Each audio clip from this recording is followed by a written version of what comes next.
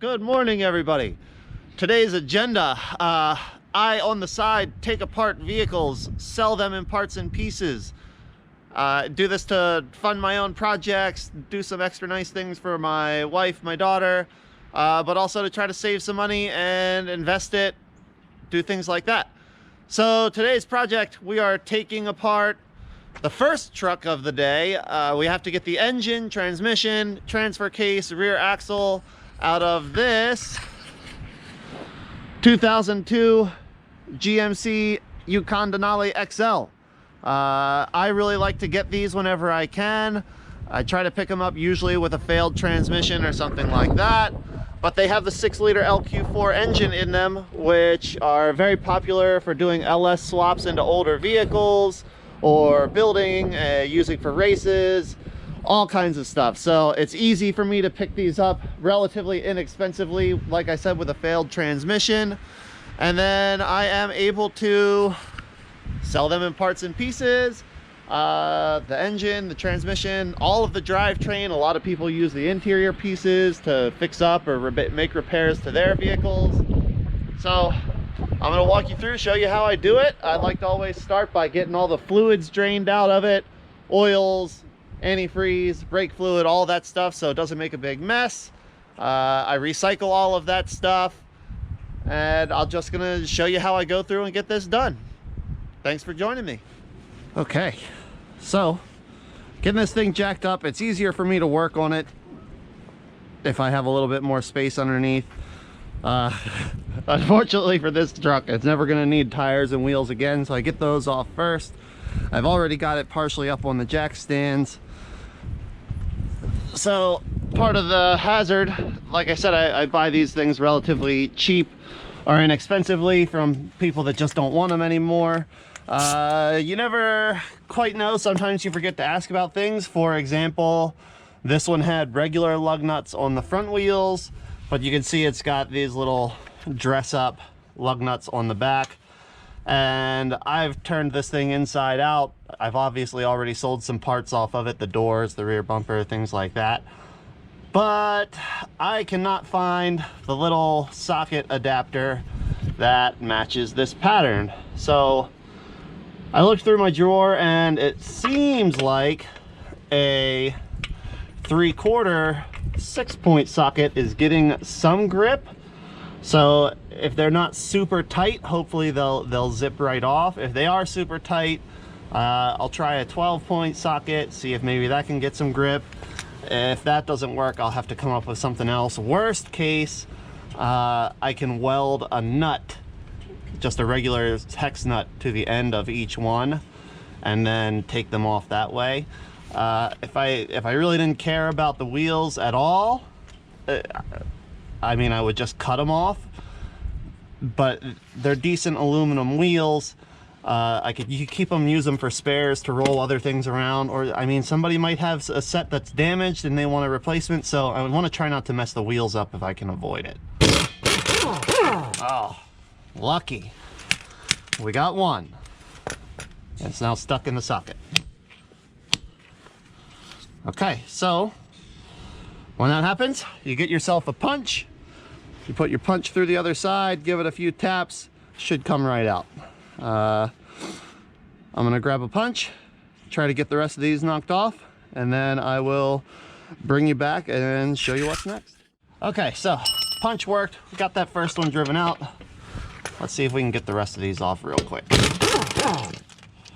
Oh, that one didn't get stuck. Neither did that one.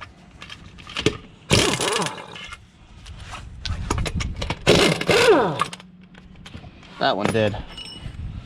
So like I said, take your little punch, drop it in there, get a little hammer, boom. One more on this side. We'll jump.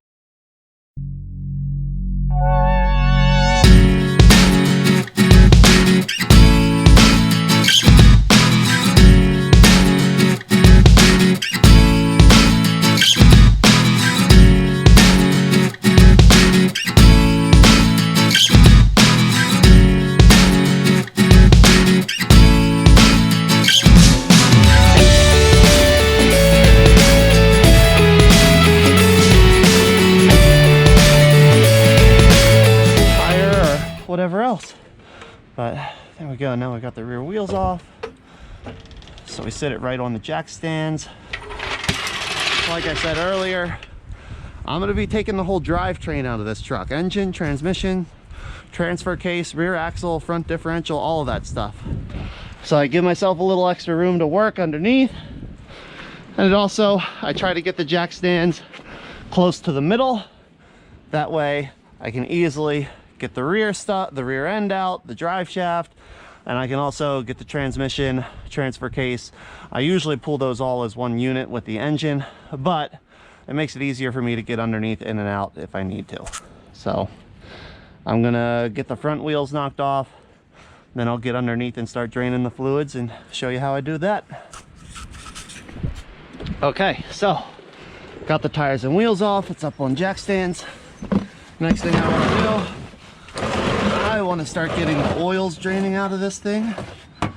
Actually, we're nice and close, so I don't like that. Because it's cold outside and it's going to take them a little while. So I start with the transfer case. This is the lowest point. You can see over here, we're lucky this transmission does have a drain plug in it. It looks like somebody went ahead and rounded that off for me ahead of time though. That's always fun. But transfer case is what I drain first. It's an 18mm plug right near the bottom there. Get my hand level there. So I'll pop that off. Always try to wiggle it a little bit first, make sure it's going to turn. This one's coming out. Just get this nut out right here, or it's actually a plug. Like I said, it's an 18mm. Take that plug out. Try not to get too much oil all over myself. Or on the oh, see? Not a good sign when your oil comes out like pudding. That's probably the original stuff in this thing. It's okay. I mean, it worked really well. That's always a good sign. Okay, everybody. Like I said, we've got the ATF draining out of the transfer case underneath. The next thing I do as soon as I start pulling the fluids out of these trucks, I get the battery disconnected. I don't want to forget or have my wife or daughter come out here not knowing that there's no oil in something and start this thing up. So anytime you're disconnecting the battery, I just threw this one in here the other day to move it over here, start it up, and make sure everything was good with it running. But you always remove the negative cable first. If you touch your wrench to the body, to the frame, between the negative cable, the negative connection will not arc. It's not going to give you any grief. It's not going to cause any issues if you happen to bump something else. Oh, there we go. So always negative cable first. You get that right off.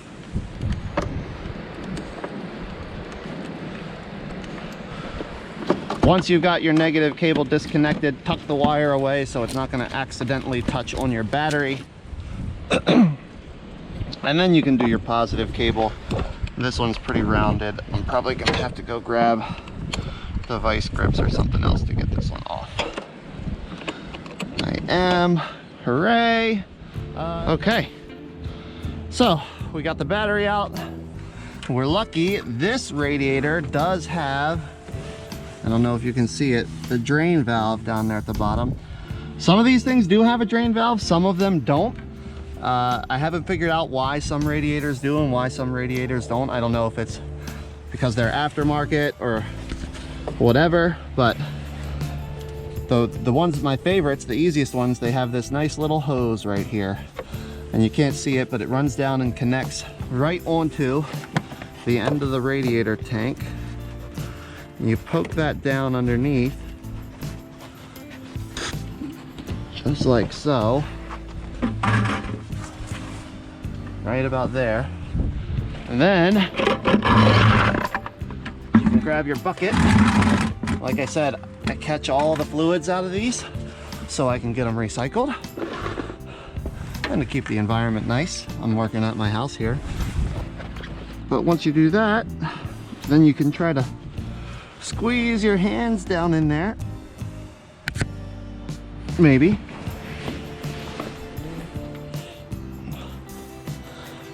You may not know this, but part of being a mechanic is being a contortionist. There we go. Got it loose. So you just spin that little drain valve open, you loosen, lefty loosey. You try to, don't take it all the way out or your antifreeze just comes out of that hole and makes a big mess. It goes all over the place. Oh, is the drain hose clogged up? That would be super unfortunate. There we go. I hear it. There. So, this is going to take a little bit. This hose must have a little bit of a clog in it. It's okay. I got plenty of other stuff to do while this drains.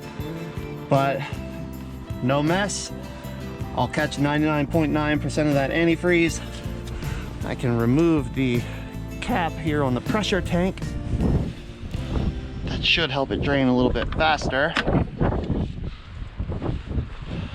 There we go. So we'll let that run. We'll start getting the electrical disconnected. So on this generation of GM trucks and SUVs, you got your fuse panel over here. Like I said earlier, my most frequent buyers, the people that seem to want these engines the most, are people that are swapping them in to something else. Maybe an old muscle car, another type of truck, you know, off-road buggy, whatever the case may be. So they need the wire harness, the fuse block. I do this as a complete pull out. So all you need to do is get your computer reflashed, get the anti-theft system deactivated, and connect power in the right places. I'll do another video showing where you need to hook switched power and battery power up to. But you do that and the engine will run. Just delete the anti-theft. These are 13mm bolts. You got to pull those out first. 4 of them in order to get the cover off of the fuse box here. Just like so. I take the bolts, I put them in my pocket. If you need bolts, man, I've got buckets and buckets of bolts. Haven't made a trip to the scrap yard in a while, but when I do, I'll empty my bolt buckets and I'll start new ones. So then you've got your two little ears on the engine side. There's a little tab on the fender side. You press that. Nobody ever wants this plastic piece, especially not when they're broken. I throw that back in the truck. Usually I'm able to sell the seats. You can see these ones are all torn up and messed up. Nobody wants seats that aren't any good. Once you get the cover off, the next thing you want to do, you've got a little tiny, oh, dropped my pocket screwdriver. This is a 7mm. I must have grabbed the wrong size, but you take this little 7mm off, at least I do. That's for your ground. You've got 10mm right here. I zing that off real quick. This is your main power feed. It goes into the body harness. And the body harness, you don't need the whole thing. But if you're trying to make this as clean of a swap of an install as you can, you do want to keep the plug, the connector on the back side of this fuse panel. This one's a 13mm. Zip that one off. You know, another tip, once you take a bolt or a nut or whatever it is out, put it back where it came from, so then you don't lose it and you know what bolt goes where to hold what pieces on what part and yada yada, so on and so forth. Okay, so like I said, this is the power wire, power supply into your fuse block here, 7mm. Let's just grab that socket real quick. The doors, all the body parts, the rear axle, bunch of other pieces, but I actually kept the engine and transmission out of the truck and made a couple $100 extra selling the rest of it in parts and pieces. thought to myself, oh, wow, geez, that might be a nice way. I like taking stuff apart. I spent 2 years at tech school. I was a heavy diesel mechanic for a while, for about 6 years before I got into the career path I'm on now.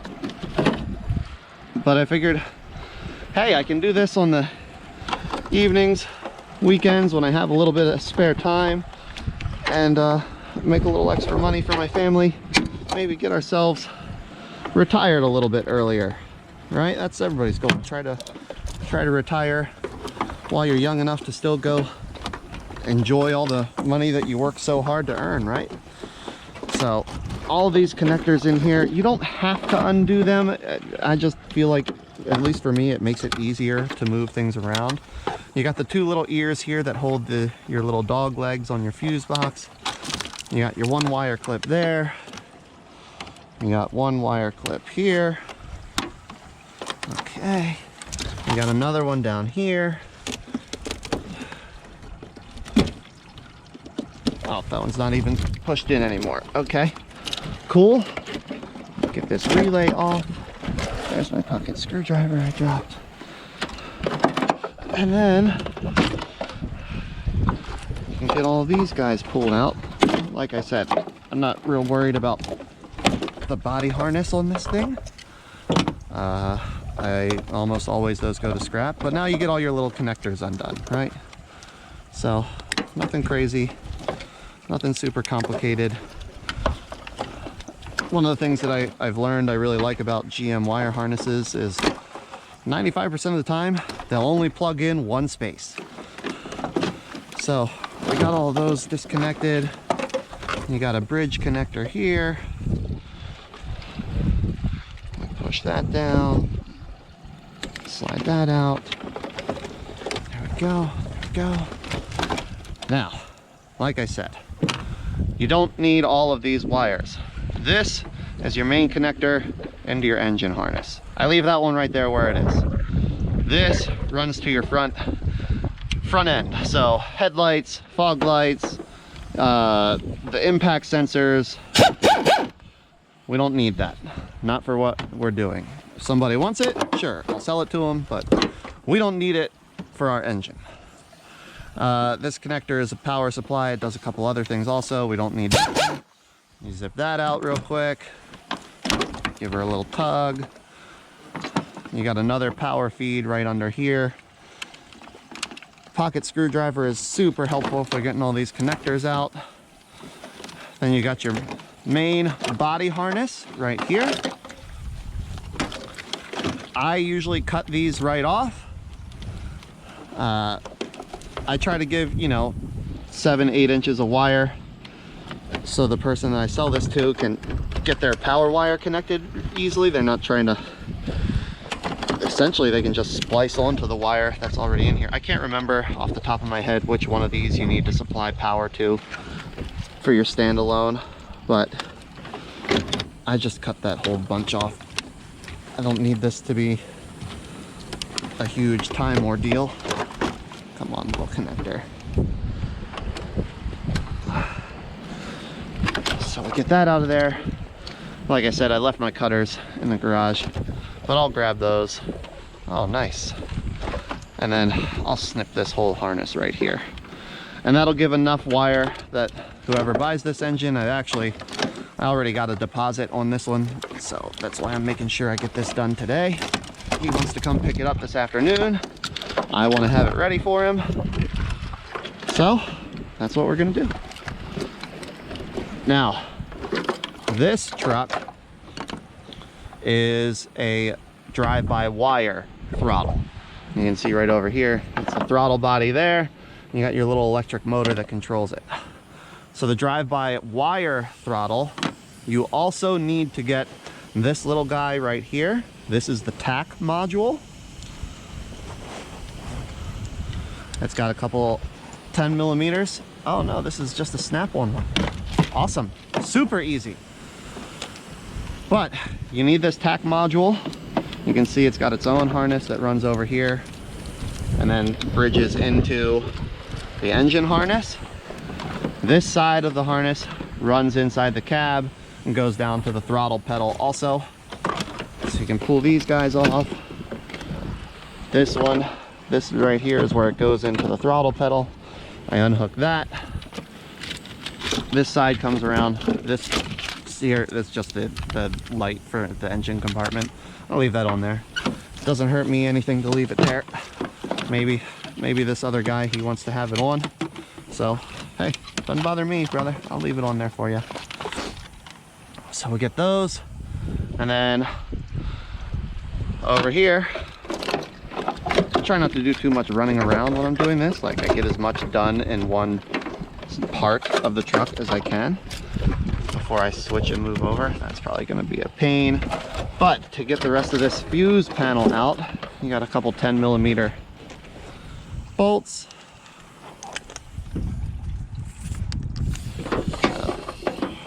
4 of them to be exact.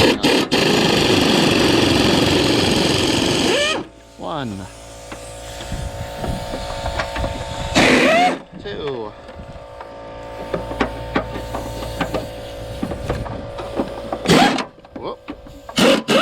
3.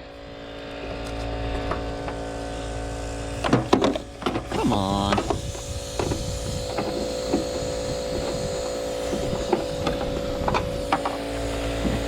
And then we got a little crusty Dan down here. I'm pretty confident that is not gonna come out. But yeah, we knew that was gonna happen, right? No surprise. We've also got a few 10mm down here in the battery tray.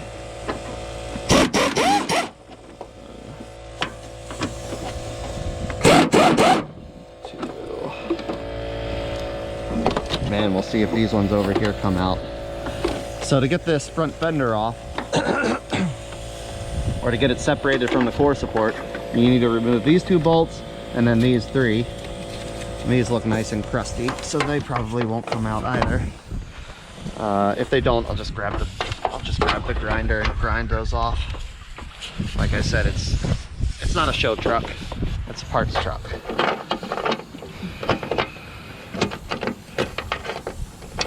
There you go. Oh, hey! All right, something came undone, but the bolt didn't come out. I got that one. I got this one. Boom. I got another one over here.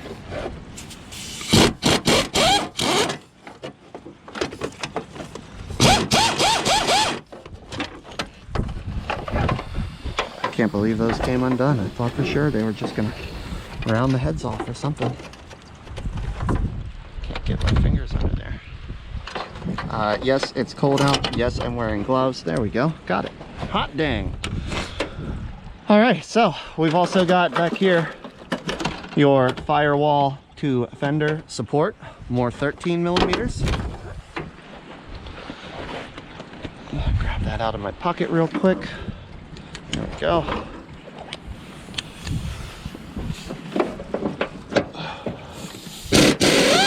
One. I count things out when I'm doing it. Weird, quirk, whatever. I like doing it. Helps me keep myself busy. Oh, my little... Nah, come on.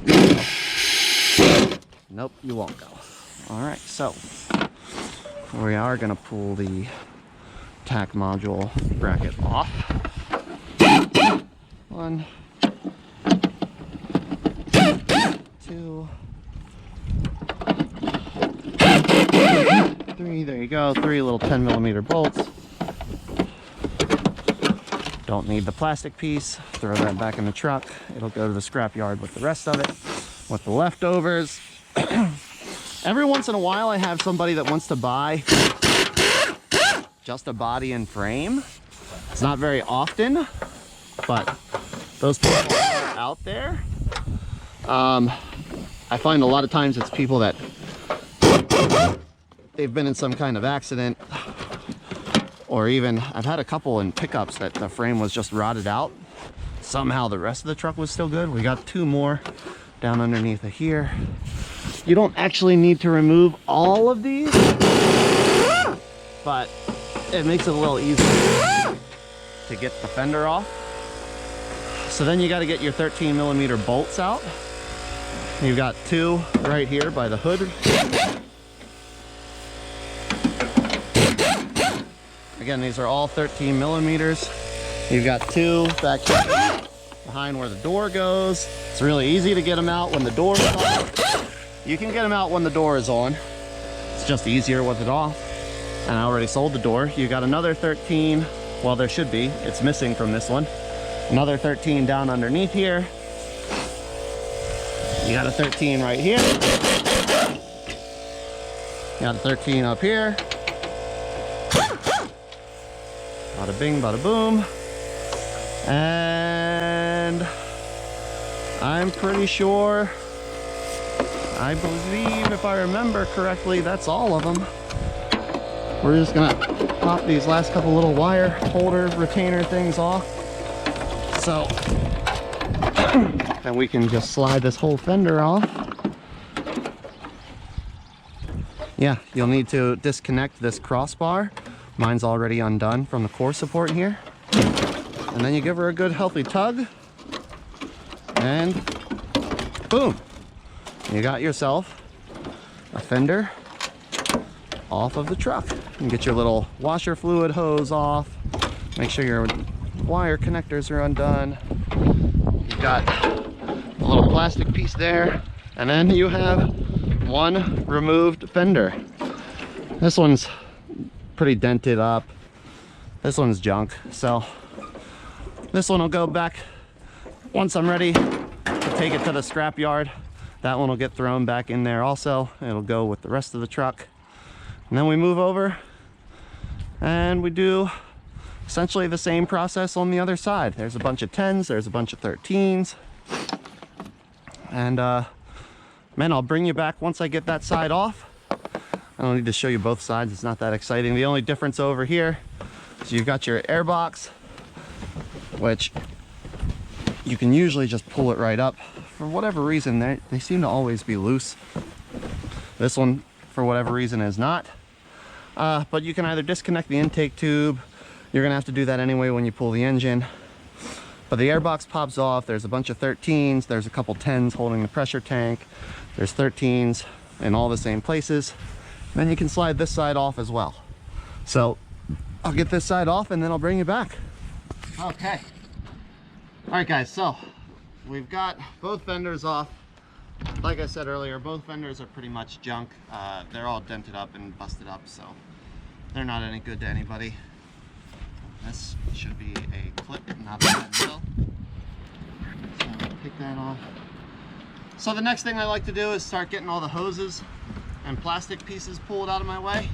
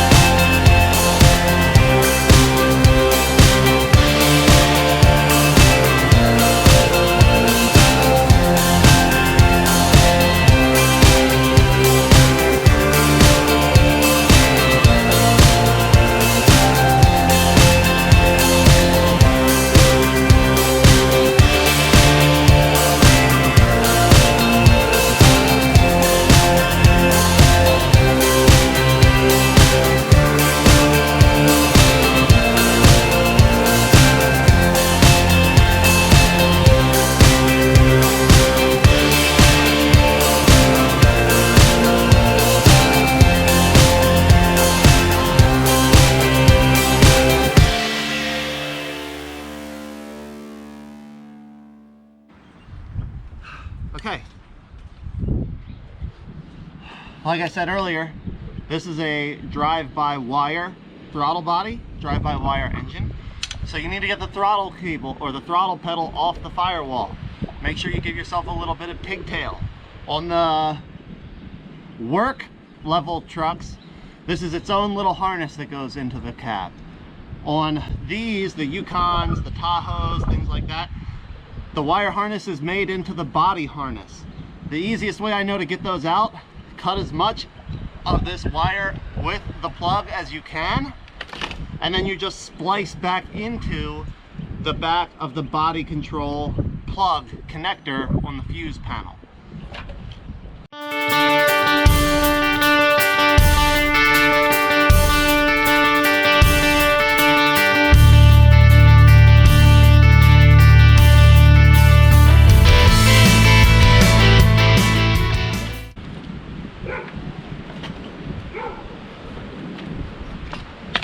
So I don't know if you can see this, but remember earlier I said drive-by-wire, they have the TAC module.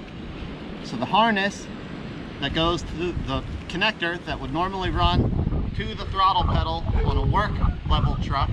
On the nicer interiors, this goes into the body harness. You give yourself as much length here and as much length here as you can. Double check your pinouts, make sure they're right. But you just go color to color, connect it back together. It's easy. You can make the harness as long as you want, as short as you want. That's the fastest and easiest way I've found to get them out of these trucks. So that's how I do it. May not be how you do it, that's how I do it.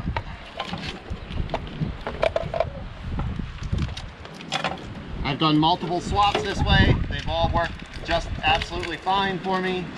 So no reason you can't do the same. As I get everything undone, I lay all the wires on the engine. We're getting pretty close to being able to pull this core support out. I'm actually going to go grab the size sockets that I need to get that off. And then all that'll be left is a couple of little odds and ends, the power steering hoses.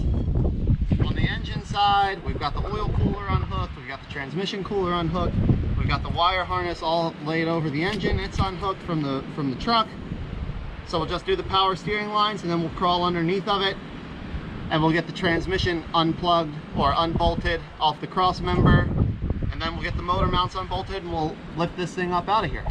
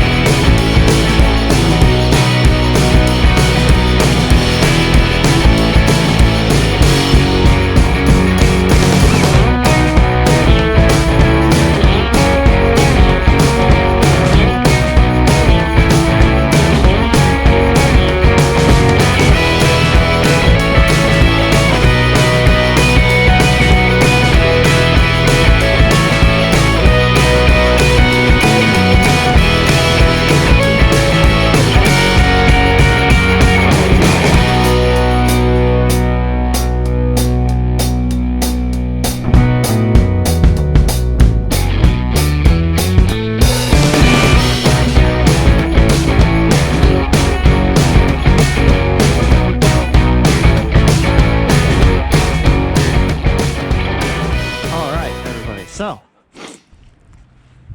we're almost done getting this engine unhooked. We've got everything disconnected from this side, AC, the electrical. The only thing left on this side of the truck that we need to get undone is the wire harness that runs down for the oxygen sensors. It also has a couple little connectors for the AC lines as well, for the pressure sensors in there. But the big thing that I pull this part of the harness for, like I said, it's the oxygen sensors. Most people probably aren't going to use them, but I like it to be there if they want it, and if they don't, then they just cut this part off when they depin. So you got a couple of these little clips. I really don't like these clips. They're kind of a pain. but a pocket screwdriver makes it pretty easy to get them undone. The oxygen sensors are already out of this truck. Like I said, I already sold the catalytic converters, so we don't have to disconnect those. We just have to get the harness off of the little clips here. So to get those undone, poke it back up past the body mount here,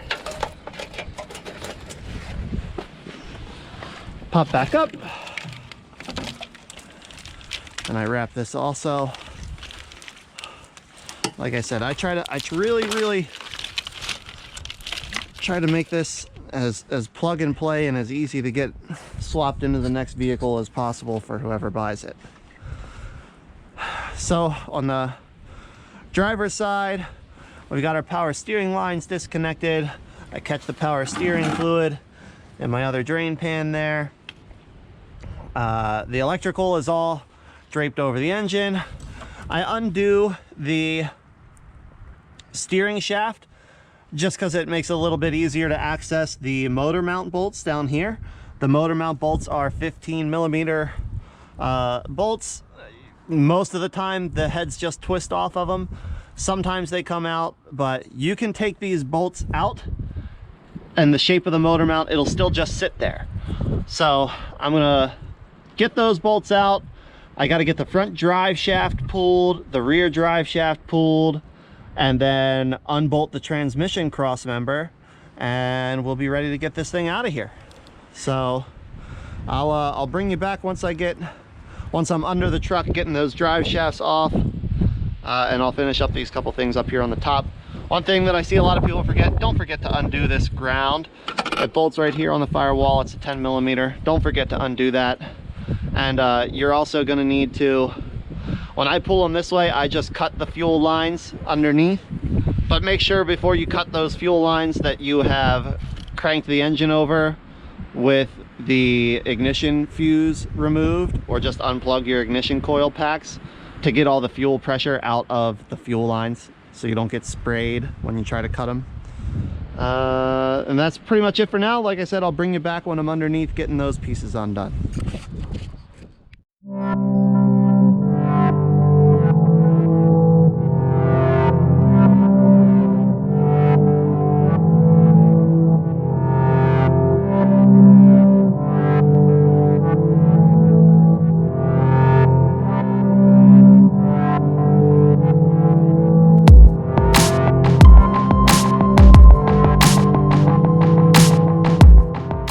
These bolts on the yoke, 7/16 fits really well most of the time.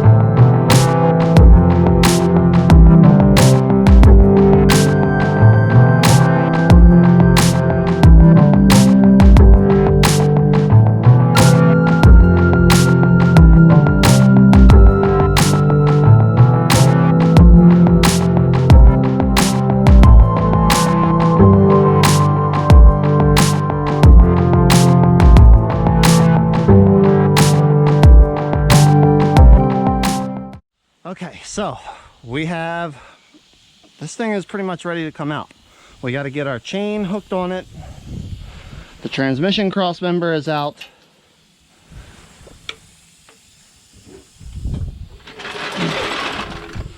So it's essentially just sitting in the frame right now. So the way I like to do this is I take my engine hoist here.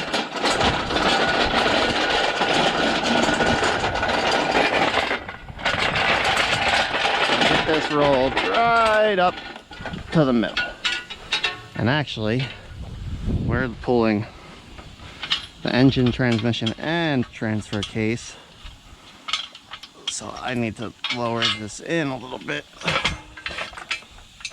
to the 1-ton hole, because the half-ton spot isn't, I mean, I'm sure it would lift it, but I don't need that much reach. That's part of why I get the front clip out of the way. But I also, this just makes it a little easier for me. So on here I have, where's my bolt? Okay, well, I had, oh, there it is. The way I like to lift these out, and what seems to be working really well, for me at least, is I take one end of the chain, I run it down in here, and I hook it right over one of the studs on the exhaust manifold. I actually like to use the stud closest to the outside of the frame.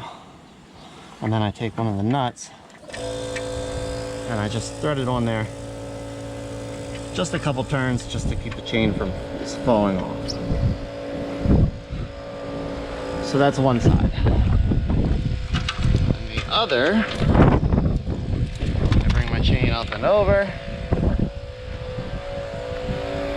Come over here.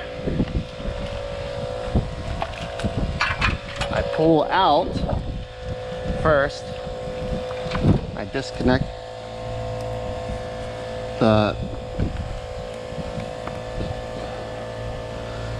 throttle.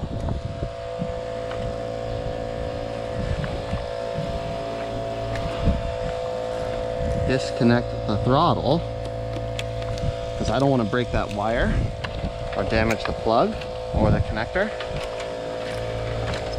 And then I bring my chain right down to this head bolt. Well, this, in this case, EGR mount bolt. This is not the longer bolt though. I need a longer bolt.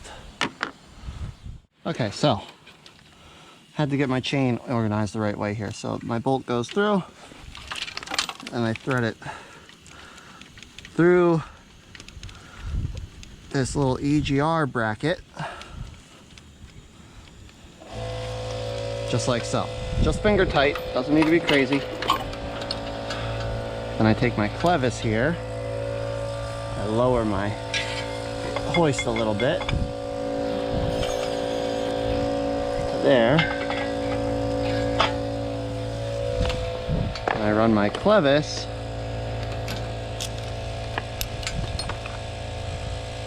through here, or my carabiner rather, through, and then through again. And this is a double locking carabiner, so it's not going anywhere. I like doing it this way because I know nothing's gonna slip, nothing's gonna fall off.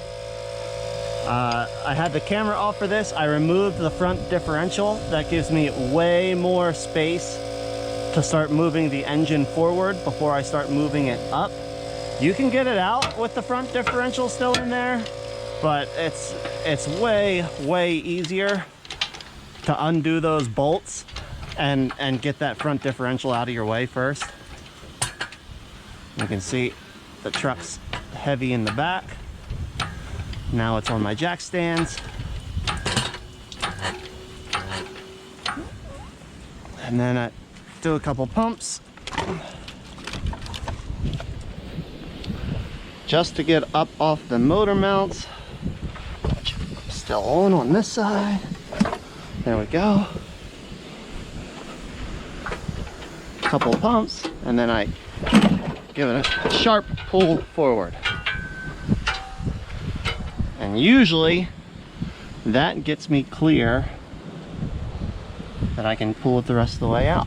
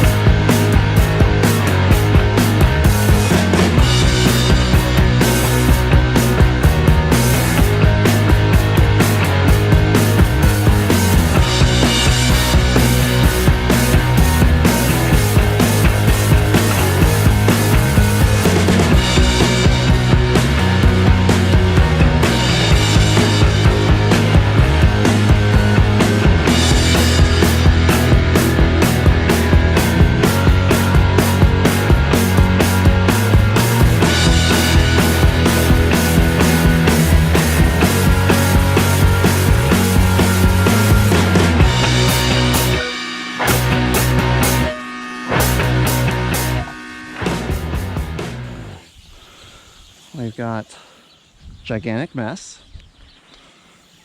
Gigantic mess.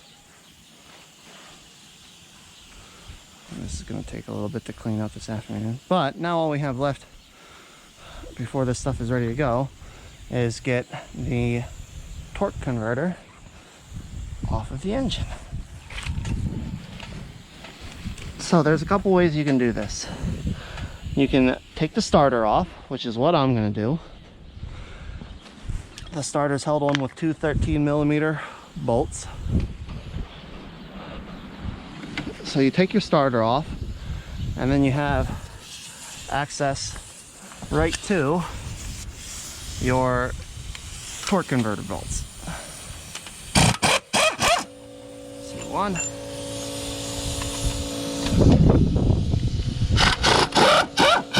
Two.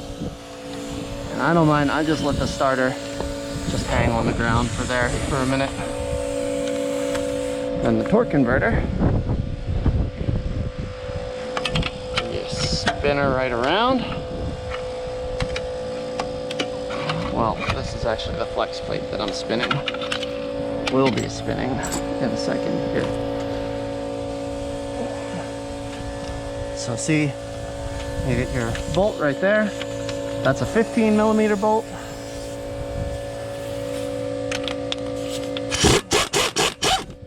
Now I do recommend on these, use a 6-point socket, because usually torque converter bolts are really tight, and if you round one over using a 12-point socket, you are going to be really upset with yourself, because it's going to be a nightmare to try to get that thing out.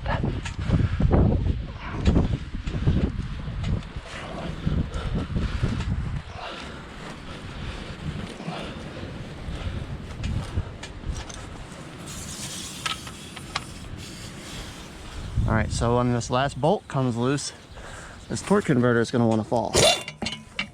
Like that. So, I didn't want it to fall directly into my drain pan, making me another huge, awesome mess.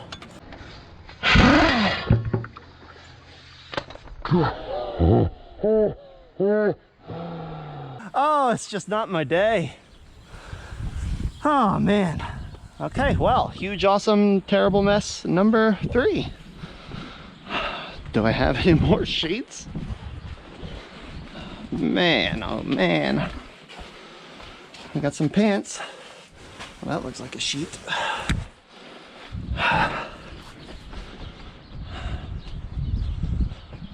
Jiminy Christmas. What a mess.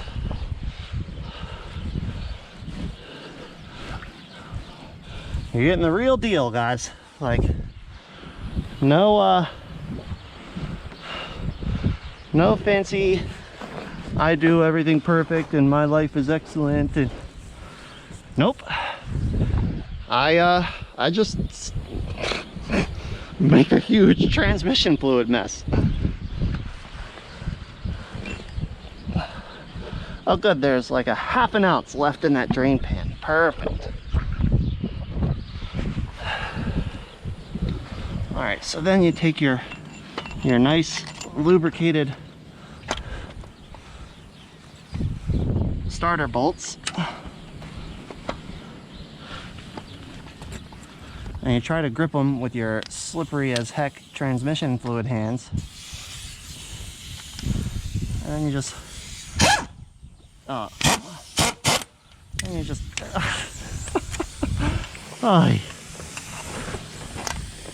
and you just run those back up in there so your starter's where it belongs.